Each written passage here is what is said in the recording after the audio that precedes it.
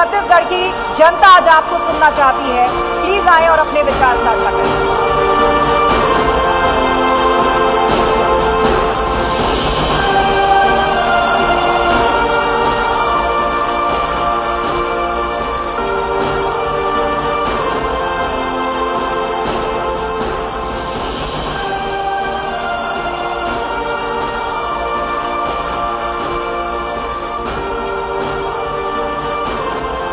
मैं विधानसभा अध्यक्ष डॉक्टर रमन सिंह जी से अनुरोध करूंगा, क्योंकि छत्तीसगढ़ अपनी रजत जयंती वर्ष मना रहा है, तो दो शब्द यहाँ पर वो छत्तीसगढ़ के अपने अनुभव के बारे में, अब तक के कैसे उन्होंने बनाया, कैसे संवारा, इसके बारे में दो शब्द यहाँ पर कहें, संबोधित करें।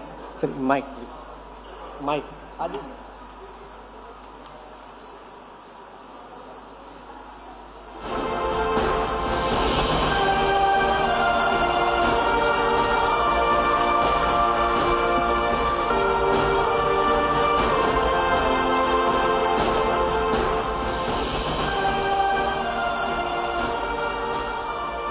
सबसे पहले मैं न्यूज़ 18 को इस महत्वपूर्ण कार्यक्रम राइजिंग छत्तीसगढ़ के आयोजन के लिए शुभकामना देता हूं और यहां उपस्थित सभी प्रदेश के वरिष्ठ आमंत्रितगण, न्यूज़ 18 मीडिया के सभी प्रतिनिधि और सभी हमारे वरिष्ठ नेतागण, इन सब का मैं स्वागत करता हूं। माननीय श्याम बिहारी जायसवाल जी, स्वास्थ्य मंत्री, माननीय श्रीमती लक्ष्मी राजवाड़े जी, महिला बाल विकास मंत्री, श्री अम्बेश देवांगन जी, एमडी न्यूज़ 18 और उपस्थित सभी आमंत्रितगण, आज यह आयोजन जिसे छत्तीसगढ़ के विकास की कल्पना और छत्तीसगढ़ आज कहां खड़ा है और छत्तीसगढ़ के निर्माण के बाद छत्तीसगढ़ ने कौन कौन सी यात्रा तय की, ये एक महत्वपूर्ण विषय पे ये आयोजन आज न्यूज़ 18 के द्वारा यह आयोजित है। छत्तीसगढ़ का ये भूभाग, जिसे हम प्राचीन काल से दंडकारण्य के नाम से जानते हैं, यह पावन धरती भगवान श्री राम की माता कौशल्या की जन्मभूमि है। ऐसा भी कहा जाता है कि भगवान राम वनवास के दौरान बहुत समय इस दक्षिण कौशल में बिताए थे, यानी ये पुण्य भूमि है जहां भगवान राम के पैरों के निशान हैं, कण कण में यहां राम बसते हैं। ये मां शबरी की नगरी है, छत का प्रदेश है, जहां भगवान राम के इंतजार में उन्होंने न जाने कितना वक्त बिताए। माता ने इस भगवान राम को जूठे बेर खिलाए। त्याग, सेवा, प्रेम से ओतप्रोत या आध्यात्मिक भूमि, ये छत्तीसगढ़ के बारे में कहा जाता है किसकी धरती है? छत्तीसगढ़ माता शबरी की भक्ति की भूमि है। छत्तीसगढ़ मां दंतेश्वरी, बमलेश्वरी जैसे आदि शक्ति की भूमि रही है। छत्तीसगढ़ वीर नारायण के पराक्रम की भूमि रही है। छत्तीसगढ़ वीर गुंडाधुर के क्रांति की धरती रही है। महाप्रभु वल्लभाचार्य के ज्ञान की भूमि, राजिम तेलिंदाई के प्रेम भाव की धरती रही है। स्वामी विवेकानंद की ध्यान की भूमि रही है। और एक तरफ गुरु घासीदास की शिक्षा का प्रवाह है, तो दूसरी तरफ कबीर के दोहों का ठहराव है। ये है छत्तीसगढ़ का परिचय, जो एक लाइन में मैं बताना चाह रहा था आपको। केवल छत्तीसगढ़ में इतिहास बताने का नहीं है, अद्भुत खूबसूरत है छत्तीसगढ़। आप में से अधिकांश लोग छत्तीसगढ़ से हैं, छत्तीसगढ़ को आपने देखा होगा। और छत्तीसगढ़ को भगवान ने विशिष्ट प्रायोजन से बनाया है, इसकी एक इंच भी खराब नहीं है। बस्तर से सरगुजा तक साल सैगोन के पेड़ हैं, मैकल की पहाड़ियां हैं, बैलाडीला का पहाड़ है, अद्भुत सौंदर्य छत्तीसगढ़ के अंदर है। शिवनाथ है, महानदी है, मैकल है, अरपा है, पैरी है, ईब है। ये छत्तीसगढ़ की जीवन रेखा है। यहां छत्तीसगढ़ में 44% वनांचल से ढका हुआ छत्तीसगढ़ है। छत्तीसगढ़ की इस भूमि को, जहां की आबादी का 34% अनुसूचित जनजाति यानी ट्राइबल पॉपुलेशन है, 50% भूमि जनजाति है। यहां की सांस्कृतिक, यहां की सामाजिक धरोहर, छत्तीसगढ़ की आत्मा और संस्कृति यहां के तीज और त्योहार में बसती है। तीजा हो, पोला हो, हरेली हो, सोहर हो, सुआ गीत हो, गौरा गीत हो, पंडवानी हो, पंथी हो, राउत नाचा हो, कर्मा हो। ये अद्भुत सांस्कृतिक रूप से संपन्न धरती है। यहां सभी लोग आपस में एक साथ रहते हैं, भाईचारा के साथ रहते हैं। ये छत्तीसगढ़ का निर्माण भी क्यों हुआ, एक प्रश्न पहले उठता है। तो छत्तीसगढ़ का निर्माण इसलिए हुआ कि मैं जो बता रहा था, जो प्रकृति ने तक कुछ दिया है, पर छत्तीसगढ़ विकसित नहीं हो पाया। पिछड़ा छत्तीसगढ़, पलायन करने वाला छत्तीसगढ़, जब भूख से मौत होती थी वो छत्तीसगढ़, जहां हर साल 5 लाख से 7 लाख लोग रोजी रोटी के लिए, कमाने के लिए अन्य राज्यों को चला जाते रहे हैं, ऐसा छत्तीसगढ़, कुपोषित छत्तीसगढ़। एक दूसरा पहलू था जिसके पीछे छत्तीसगढ़ निर्माण की पृष्ठभूमि है कि छत्तीसगढ़ बना क्यों। क्षेत्रीय संतुलन का शिकार था छत्तीसगढ़। अटल जी 98-99 में सप्रे मैदान में घोषणा किया कि भारतीय जनता पार्टी के चुनाव में यदि 11 लोकसभा सीट देते हैं तो हम नए राज्य के रूप में छत्तीसगढ़ बनाएंगे। और उन्होंने 10 सीट देने के बाद भी अपना वादा पूरा किया और 2000 में छत्तीसगढ़ देश के सामने एक नए राज्य के रूप में स्थापित हुआ। यहां साल है, यहां सैगोल है, यहां महुआ है, यहां कुसुम है, अद्भुत वन है। चिरौंजी की मिठास है तो तेंदू का स्वाद है, इमली की खटास है तो महुए की खूबसूरत महक है। ये है छत्तीसगढ़, जहां आप सम्मोहित हो जाएंगे। छत्तीसगढ़ के जंगलों में लोग कहते हैं कि जंगल में भी क्या सम्मोहन होता है, तो शहर के लोग नहीं जानते। जिन्होंने बस्तर के, दंतेवाड़ा के, बीजापुर के, या जिन्होंने सरगुजा के उस दूरस्थ पहाड़ियों में अपना समय ना बिताया हो, जहां पे अद्भुत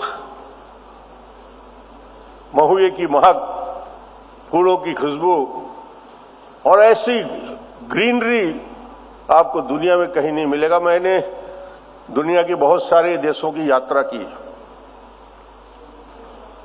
उस यात्रा के बाद 15-20 देशों में जाने के बाद मुझे यह समझ में आया कि यदि हिंदुस्तान या दुनिया में सबसे खूबसूरत और हरा भरा कोई प्रदेश है तो उसका नाम है छत्तीसगढ़। हरियाली में कहीं इसका मुकाबला नहीं।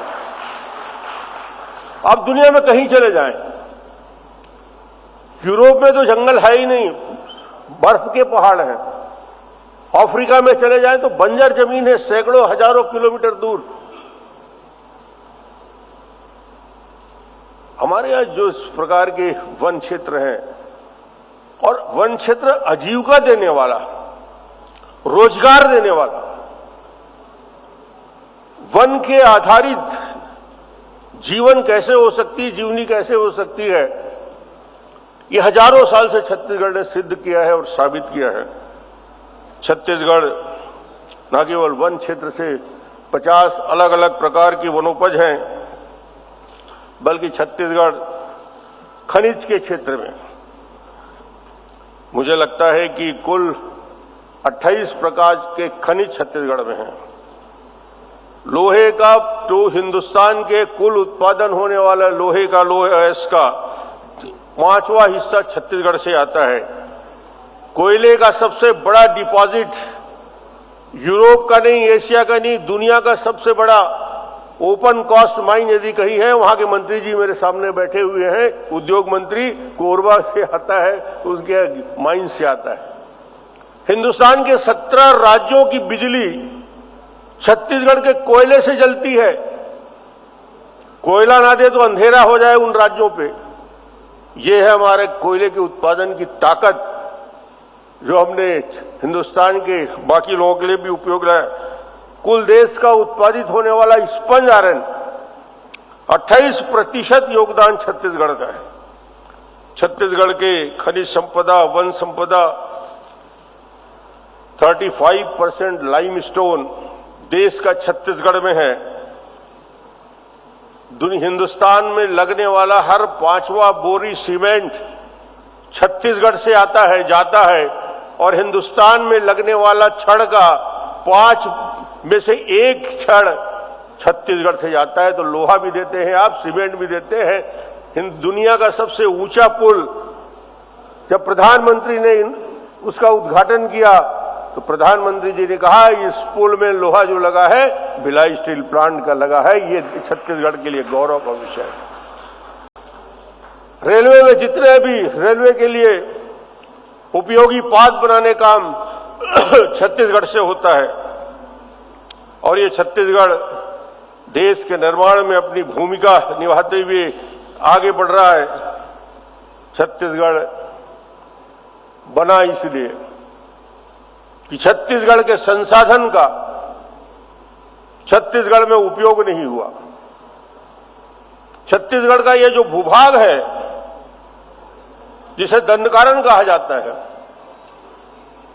पहले पूरा हिस्सा छत्तीसगढ़ का सीपीएन बरार का हिस्सा हुआ करता था। उस समय छत्तीसगढ़ की राजधानी नागपुर हुआ करती थी।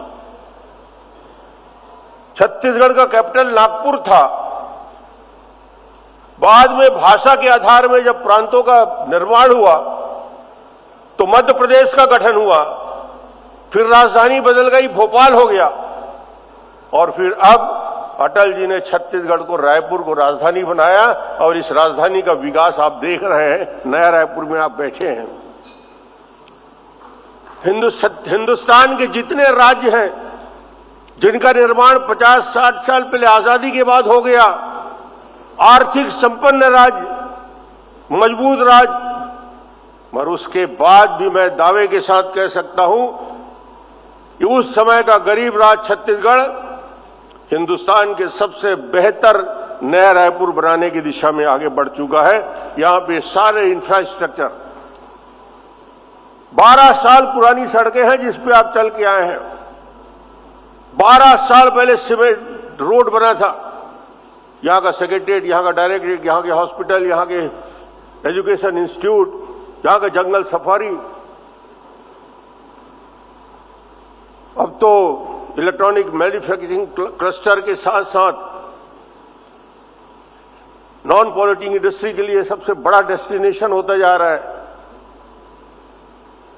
अपार संभावना वाला छत्तीसगढ़। जब मैं 2003 में मुख्यमंत्री बना, मुझे थोड़ा सा कहा गया कि छत्तीसगढ़ की यात्रा के बारे में बताऊं, तो थोड़ी बात कहूंगा, ज्यादा नहीं बोलूंगा, क्योंकि बहुत विशेषज्ञ बैठे हैं। मैं तो सिर्फ ये कहने के लिए बैठा हूं कि छत्तीसगढ़ जिन परिस्थितियों से आगे बढ़ा, हेल्थ के सेक्टर में, जो आज हेल्थ मिनिस्टर बैठे हैं, हमारी चुनौती राज्य के निर्माण के साथ यानी 2000 में जो थी वो चुनौती चीफ मिनिस्टर के रूप में 2003 में जब मैंने देखा तो सोशल साइंस के स्टूडेंट, फाइनेंस के स्टूडेंट बैठे हैं मेरे सामने। उस चुनौती के लिए हमारे पास आधार क्या था? हमने देखा IMR, infant mortality rate, MMR, माल न्यूट्रिशन, कुपोषण, शिशु मृत्यु दर, मातृ मृत्यु दर, कुपोषण, उससे होने वाली मौत। तो चीफ मिनिस्टर के रूप में मेरे सामने पहली चुनौती ये थी कि बिल्डिंग, सड़क बन जाएंगे, नया रायपुर बन जाएगा, सब बन जाएंगे, मगर यदि पीढ़ियों के निर्माण में यदि चूक होती है तो इतिहास कभी माफ नहीं करने वाला है। इसलिए हमने खाद्यान्न सुरक्षा बिल लाया, 1 रुपये किलो चावल, नमक और चना की योजना हिंदुस्तान में छत्तीसगढ़ ने दी। मुझे कटघरे में खड़ा किया गया कि नया मुख्यमंत्री है, लुटा रहा है। और मैंने एक प्रश्न किया, यदि छत्तीसगढ़ के धान के गोदाम चावल भरे पड़े हैं और उसके नीचे सोने वाला मजदूर का बेटा भूखा पेट सोया है, तो उस सरकार में मुख्यमंत्री रहने का कोई मेरे ऊपर दायित्व नहीं होना चाहिए, मुझे छोड़ देना चाहिए। जब तक खाद्यान्न सुरक्षा बिल लाया गया, कानून बनाया गया, न केवल चावल, नमक, चना। लोग बोलते हैं नमक देने से क्या होता है? पूरे बस्तर में, वहां की इकोनॉमी में, वहां का केंद्र बिंदु नमक है। और उस योजना को हमने, और सुप्रीम कोर्ट ने खाद्यान्न सुरक्षा कानून को जो हमने शुरू किया, अन्य राज्यों को उन्होंने कहा कि यदि देश में खाद्यान्न सुरक्षा का कानून और इसका क्रियान्वयन किया जाए तो उसके लिए मॉडल यदि कोई राज्य हो सकता है तो छत्तीसगढ़ राज्य होता है। ये छत्तीसगढ़ के बारे में सुप्रीम कोर्ट का कमेंट था। इसके साथ रोजगार के अवसर, कौशल उन्नयन, दूसरा कानून हमने बनाया स्किल अपग्रेडेशन, रोजगार का अधिकार देने के लिए और उनको कौशल उन्नयन के लिए ट्रेनिंग देने के लिए हमने कौशल उन्नयन अधिनियम बनाया और उस अधिनियम के तहत उन्हें प्रशिक्षण दिया। छत्तीसगढ़ की दूसरी चुनौती थी, भूख तो थी, गरीबी तो थी, पलायन तो था, और एक और बड़ी समस्या थी नक्सलवाद की समस्या। जब मैं मुख्यमंत्री बना 2003 में, मैंने देखा हमारे थानों की हालत ये थी कि कच्चे मिट्टी के बने हुए थाने, कोई इधर से उधर निकल जाए, कोई सुरक्षा की व्यवस्था नहीं, थाने लूट लिए जाया करते थे, थाने लूटे जाते थे उड़ीसा, छत्तीसगढ़ में। उस समय मुझे लगा जब थाना भी सुरक्षित नहीं है तो राज्य सुरक्षित कैसे रहेगा। बाद में समझ में आया कि जो पुलिस बल है गोरिल्ला वार के लिए ट्रेंड नहीं है, नक्सल लड़ाई के लिए तैयार नहीं है। वो पुलिस जो पुरानी हमारी थी, आज से 20 साल पहले की बात कर रहा हूं मैं, हमने उनमें 80,000 से ज्यादा पुलिस बल की भर्ती की। कांकेर में jungle warfare like Greyhound training institute बनाया, आधुनिक शस्त्र दिया। जो कच्ची मिट्टी के थाने थे, 1-1 करोड़ के थाने दंतेवाड़ा, बीजापुर, सुकमा, कोंडा तक बनवा के दिखाया। और उसके साथ ही साथ एक स्थानीय बल की कल्पना भी की और हमने DRG बच्चों को वहीं भर्ती किया, प्रशिक्षित किया और उनको, उस स्थानीय बच्चों को ट्रेन करने के बाद पुलिस में नौकरी दी। वो आज पूरे नक्सल मुद्दे में सबसे पहली पंक्ति में जो फाइट कर रहे हैं, लड़ रहे हैं, वो DRG के हमारे बच्चे हैं। सड़क नहीं थी। हिंदुस्तान का छत्तीसगढ़ अकेला ऐसा राज्य था जहां नेशनल हाईवे मिट्टी का हुआ करता था। मिट्टी का नेशनल हाईवे हिंदुस्तान में यदि कहीं था तो छत्तीसगढ़ में था। बीजापुर से निकल जाए, कोंटा के मार्ग में निकल जाए, मिट्टी का national highway 50-50, 80-80 kilometre, infrastructure, road infrastructure, power infrastructure.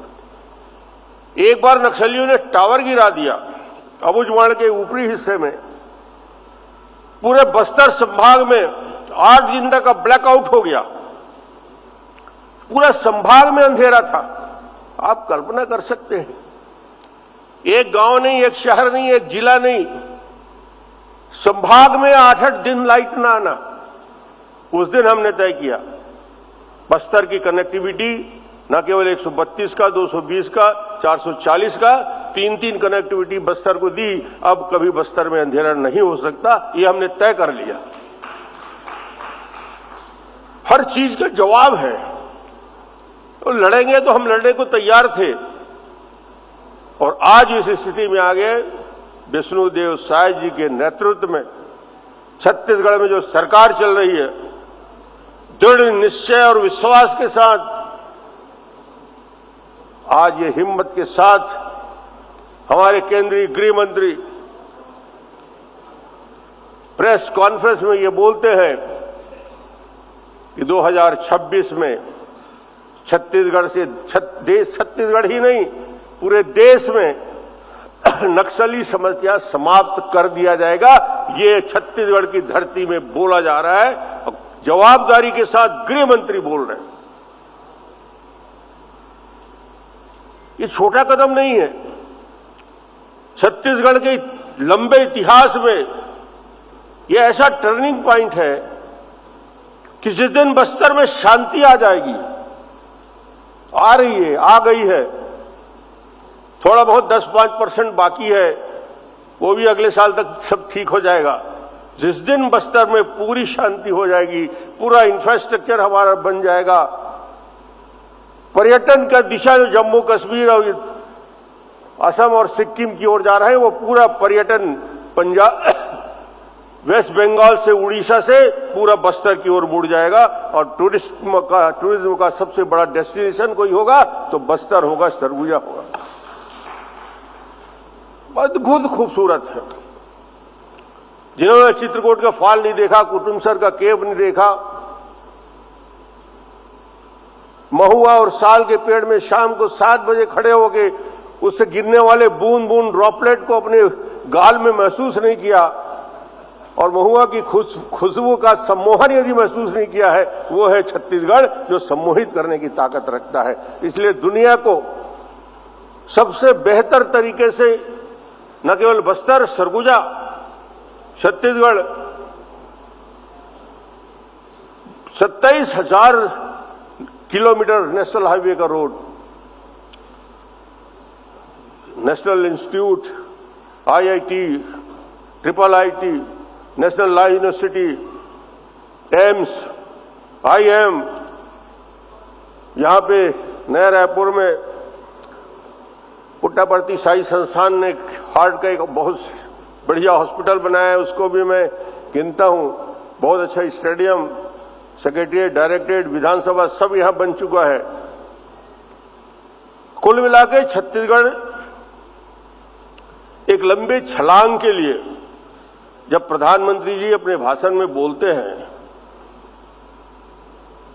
कि आने वाले समय में हिंदुस्तान अभी दुनिया की 4थी अर्थव्यवस्था तो बन रही है, मगर कुछ वर्षों में दुनिया की 3री अर्थव्यवस्था हिंदुस्तान बनने जा रहा है, तो मैं उसमें जोड़ता हूं कि जब 2047 में आजादी के 100 वर्ष पूरे होंगे, उस दिन तक छत्तीसगढ़ ये कह सकता है, पुराने मुख्यमंत्री के नाते मैं कह सकता हूं कि 2047 तक हिंदुस्तान के नक्शे में सबसे विकसित राज्य की श्रेणी में छत्तीसगढ़ का नाम रहेगा।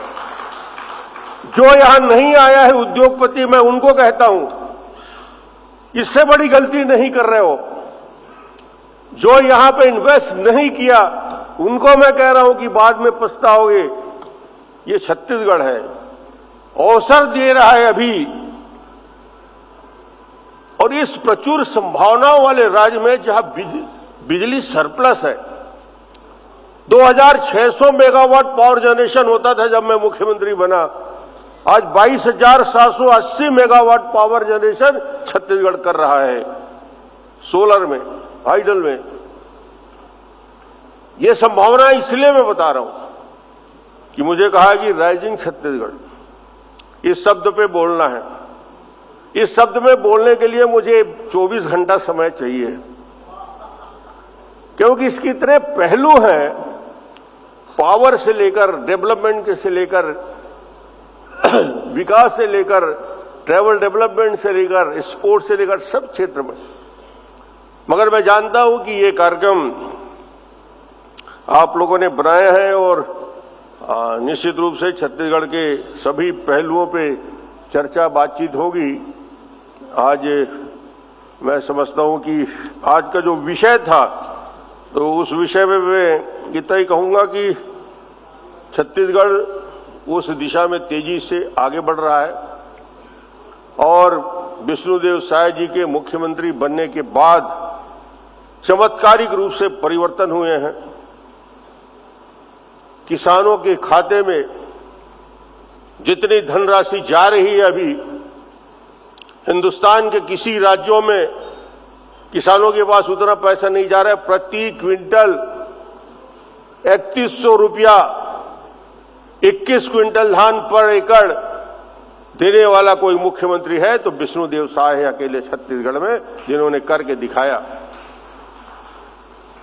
एक साल में किसानों के खाते में, वो चाहे बोनस का पैसा हो चाहे बाकी पैसा हो, 50,000 करोड़ रुपया किसानों के खाते में डायरेक्ट उनके खाते में पैसा यदि पहुंचता है तो छत्तीसगढ़ में पहुंचता है किसान के आर्थिक स्थिति में परिवर्तन लाने के लिए।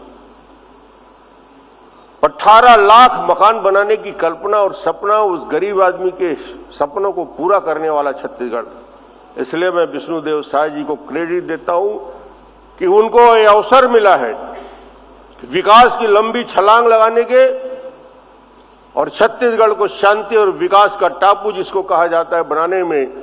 और उनके नेतृत्व में, प्रधानमंत्री नरेंद्र मोदी जी के नेतृत्व में, अमित शाह के गृह मंत्री रहते छत्तीसगढ़ में पूर्ण शांति होगी, विकास होगा, नक्सल समस्या समाप्त होगा और छत्तीसगढ़ तेजी के साथ विकास करेगा। बहुत बहुत धन्यवाद।